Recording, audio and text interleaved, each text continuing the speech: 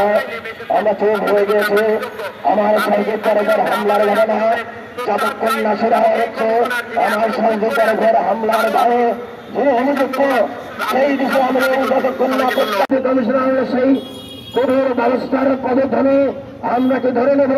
CMP কমিশনারের সেই কঠোর ব্যবস্থার রিহার্সাল হয়েছে খুলশি থানায়। বন্ধুগণ, এটা খুব লজ্জার বিষয়। পুলিশের সাথে সাংবাদিকদের ধাক্কাধাক্কি হয়, পুলিশের সাথে সাংবাদিকদের বাক্যবান হয়, কিন্তু আমরা কখনো দেখি নাই একজন পুলিশের ডিসি কিভাবে কর্মরত একজন সাংবাদিককে ভাবে ঢিল ঘুষি লাথি মেরে আহত করতে পারে।